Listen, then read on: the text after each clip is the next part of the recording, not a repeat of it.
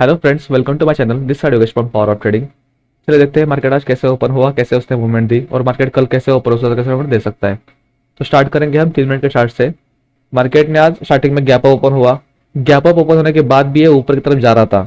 तो हमारे लिए दो रेजिस्टेंस थे, एक तो 43,600 का और सेकंड जो रेजिस्टेंस था वो था 43,700 का। तो हम वेट कर रहे थे कि एक तो यहाँ से रेजिस्टेंस मिले या फिर 43,700 से रेजिस्टेंस मिल जाए।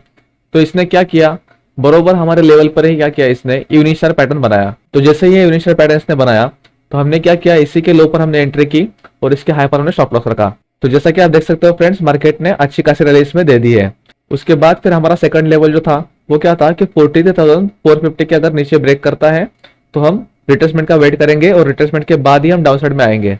तो जैसे ही इसने इस लेवल को ब्रेक किया, ब्रेक करने के बाद एक बार रिट्रेसमेंट किया और रिट्रेसमेंट के बाद इसने जैसे ही इस लेवल को ब्रेक किया तो यहाँ पर भी एक शार्प फॉल हमें देखने को मिला। अगर आज मार्केट में अगर हम देखेंगे तो आज कोई भी किसी भी तरह की नेगेटिव न्यूज नहीं थी। नेगेटिव न्यूज सिर्फ इतना ही थी कि आज कोविड से रिलेटेड मीटिंग थी हमारे इंडिया में। तो उससे क्या हुआ, उसका इम्पैक्ट हमारे मार्केट पे गिरा, क्योंकि क्या हो रहा है, चाइना में ऑलरेडी पेशेंट्स बढ़ रहे हैं, तादाद बहुत बढ़ रही है कोविड से रिलेटेड, इसीलिए उसका इम्पैक्ट हमारे मार्केट पर गिर रहा है। तो जैसा कि आप देख सकते हो फ्रेंड्स, यहाँ पर इसने ब्रेकडाउन देने के बाद एक बार इस लेवल को रिट्रेसमेंट के लिए आया। ये लेवल कौन सी है, ये लेवल जो है वो कल जो इसने हाई मारा था वहां पर इसने क्लोजिंग भी दी थी, यहाँ पर वो लेवल थी और यहाँ पर इसने एक बार सपोर्ट लिया है। तो यहाँ से एक लाइन बन रही थी।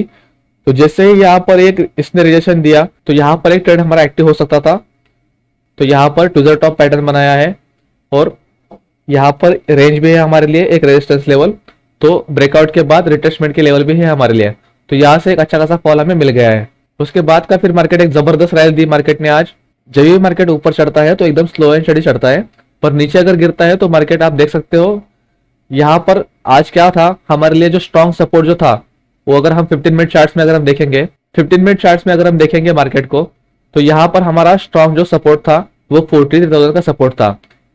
ये जो लेवल है, इस लेवल को मार्केट बहुत दिनों से ब्रेक करना चाह रहा था पर ब्रेक कर नहीं पा रहा था। यहाँ पर अगर आप देखोगे तो मार्केट ने बहुत बार, मतलब लगभग पिछले महीने से यहाँ पर इसके बीच में कंसोलिडेशन किया है और उसके बाद फिर एक बार ब्रेकआउट दिया था अपसाइड में। तो जैसे इसने अपसाइड में ब्रेक किया वहां पर भी उसके बाद फिर एक 5-6 दिन तक यहाँ पर ऊपर रहा, बाद में फिर से एक बार इस जोन में आने के बाद यहाँ पर कंसोलिडेशन करने लगा।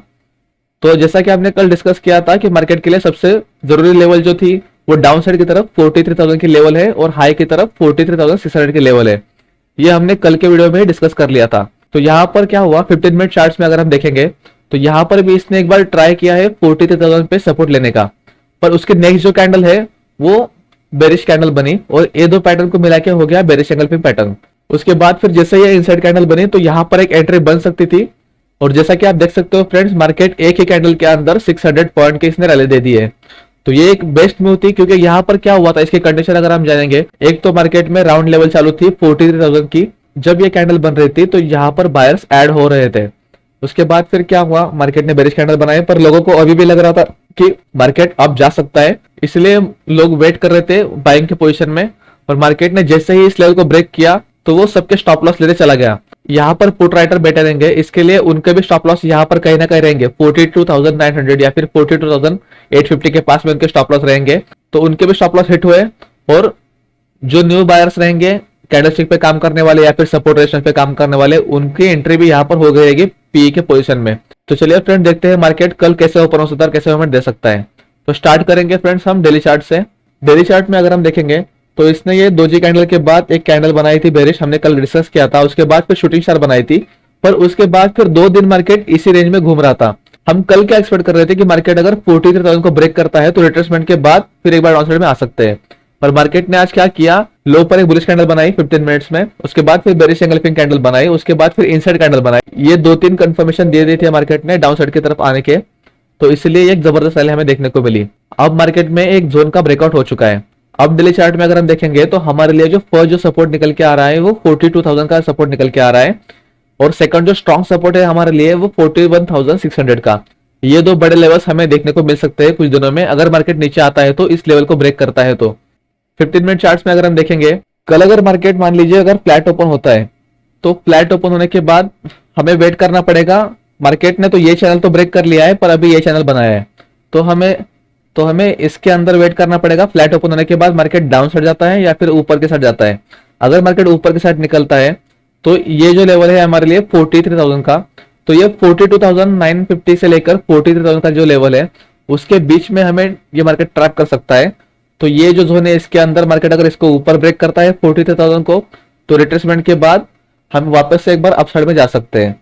पर अगर मार्केट इसी का अगर बाद में रेजिस्टेंस लेता है, यहाँ पर कोई नेगेटिव कैंडल बनाता है ऊपर जाने के बाद, तो हम फिर से एक बार डाउन साइड के पोजीशन में आ सकते हैं, जो लेवल ये ब्रेक भी कर सकते। हमारा फर्स्ट टारगेट जो रहेगा वो टारगेट रहेगा हमारा 42,400 का, और सेकंड टारगेट जो रहेगा वो हमारा टारगेट रहेगा 42,100 का। ये दो टारगेट्स हमारे लिए निकल के आएंगे अगर मार्केट फ्लैट ओपन होता है और ऊपर की तरफ जाता है और नीचे की तरफ वापस से एक बार आता है। तो यहाँ पर कोई नेगेटिव कैंडल बनना चाहिए। अगर नेगेटिव कैंडल बनती नहीं तो हम ट्रेडिंग को अवॉइड करेंगे। अगर मार्केट फ्लैट ओपन होने के बाद नीचे की तरफ आता है तो यहाँ पर हम देखेंगे कि कौन सी प्राइस बन रही है। यहाँ पर कोई भी अगर बुलिश साइन हमें दिखा तो हम थोड़ी सी क्वांटिटी से यहाँ पर बाइंग के पोजीशन में जाएंगे। पर अगर मार्केट नीचे की तरफ और एक बार ब्रेक करता है तो हम जितनी क्वांटिटी हम रेगुलर रहते हैं उतनी क्वांटिटी से ही हम डाउन साइड के पोजीशन में आ सकते हैं। पर दोनों कंडीशन में यहाँ पर अगर ओपन होने के बाद नीचे की तरफ आता है तो यहाँ पर कैंडलस्टिक पैटर्न बनना जरूरी है, और यहाँ पर अगर नीचे की तरफ ब्रेक करता है तो यहाँ पर रिट्रेसमेंट एक बार जरूरी है। तो ये दो कंडीशन है हमारे लिए अगर मार्केट नीचे की तरफ आता है। तो अगर मार्केट कल 43,000 के लेवल के अगर ऊपर ओपन होता है तो हमें स्टार्टिंग में 5-10 मिनट वेट करना पड़ेगा कि मार्केट कौन सा डायरेक्शन में जा रहा है। अगर मार्केट इस रेंज में वापस से एक बार आ रहा है तो यहाँ पर इस रेंज को ब्रेक करने के बाद 42,950 को ब्रेक करने के बाद एक बार रिट्रेसमेंट करेगा, और रिट्रेसमेंट के बाद ही यहाँ पर डाउन साइड के पोजीशन में आएगा। अगर मार्केट गैप अप ओपन होने के बाद ऊपर की तरफ जाता है तो हमारे लिए फर्स्ट जो रेजिस्टेंस है वो है 43,300 का, और सेकंड जो रेजिस्टेंस है वो हमारे लिए 43,600 का रेजिस्टेंस है। अगर यहाँ पर कोई डाउन साइड की प्राइस दिखती है तो हम वापस से एक बार डाउन साइड के पोजीशन में आ सकते हैं। अगर इसको अपसाइड में ब्रेक करता है तो वापस से एक बार हम अपसाइड के पोजीशन में जा सकते हैं। तो हमारा टारगेट जो रहेगा वो 43,600 का रहेगा। ये जो टारगेट्स हमारे निकल के आ रहे हैं अगर मार्केट गैप अप ओपन होने के बाद ऊपर की तरफ जाता है तो चलिए फ्रेंड देखते हैं मार्केट अगर गैप डाउन ओपन हो जाए तो हम ट्रेड कैसे कर सकते हैं। मान लीजिए फ्रेंड्स अगर मार्केट कल गैप डाउन ओपन होता है मतलब 42,400 या फिर 42,300 के पास में, यहाँ पर अगर इस लेवल पे मार्केट अगर कोई प्राइस बनाने के बाद ऊपर की तरफ जा रहा है तो हम एक बार बाइंग के पोजीशन में जा सकते हैं। पर अगर गैप डाउन ओपन होने के बाद अगर मार्केट नीचे की तरफ जा रहा है कंटिन्यू, तो हम थोड़ी सी कम क्वांटिटी से ट्रेड करने वाले हैं नीचे की तरफ। क्योंकि क्या हो सकता है यहाँ पर क्या कंडीशन हो रही है, मार्केट अगर आप देख सकते हो मार्केट कंटिन्यू 43,600 से लेकर मार्केट ने रैली दी थी आज 42,400 की, मतलब लगभग ये पॉइंट हो गए। मार्केट ने आज 900 पॉइंट की रैली कंटिन्यू एक ही दिन में दे दी है। तो इसलिए थोड़ा सा रिस्की हो रहा है मार्केट में। अगर मार्केट गैप डाउन ओपन होता है तो मार्केट अभी बेरिश ट्रेंड में आ चुका है, इसलिए मार्केट कंटिन्यू नीचे तो जा सकता है। पर कोविड की जो न्यूज है वो चाइना के लिए ज्यादातर अभी रिस्की है। हमारे लिए इतना अभी तक तो रिस्की नहीं है, बट उस न्यूज से हमारे मार्केट में इंपैक्ट तो पड़ा है। तो इसलिए हमें वेट करना पड़ेगा। मार्केट अगर गैप डाउन ज्यादा होता है तो हम डाउन साइड की तरफ थोड़ा सा कम क्वांटिटी से ट्रेड करेंगे। ऐसा नहीं कि हम ट्रेड ही नहीं करेंगे, डाउन साइड की तरफ करेंगे ट्रेड जरूर, क्योंकि मार्केट डाउन ट्रेड में आ चुका है। तो इसलिए यहाँ से एक जबरदस्त रैली हमें और एक बार दिखने को मिल सकती है। अगर मार्केट गैप डाउन ओपन होने के बाद अगर इस लेवल को ब्रेक करता है और यहाँ पर एक बार रिट्रेसमेंट करता है तो हम फिर से एक बार अप पोजीशन में जा सकते हैं। जो हमारा फर्स्ट टारगेट जो रहेगा वो रहेगा 42,600 का, और सेकंड टारगेट जो रहेगा वो रहेगा 42,900 का। ये दो टारगेट्स हमारे लिए निकल के आ रहे हैं फ्रेंड्स अगर मार्केट गैप डाउन ओपन होने के बाद ऊपर जाता है और रिट्रेसमेंट के बाद ऊपर निकलता है तो। एक बात याद रखिए फ्रेंड्स, मार्केट में न्यूज कोई भी हो हमें हमेशा कैंडलस्टिक पे ध्यान देना है, कैंडलस्टिक पे फोकस करना है, और सपोर्ट रेजिस्टेंस पे हमें ट्रेड लेते रहना है। अगर आप कैंडलस्टिक पे भी अगर ट्रेड लेते हो तो आपको कोई न्यूज की जरूरत भी नहीं है, या फिर कोई सोचने की जरूरत नहीं है, या फिर न्यूज ऐसी है या फिर न्यूज वैसी है। वैसे तो हमारे लिए लेवल्स होते ही है सपोर्ट रेजिस्टेंस के, या फिर जो हमारे लिए पिछला सपोर्ट है वहां पर हम मार्क करके यहाँ पर हम वहां तक हम टारगेट बुक कर सकते हैं।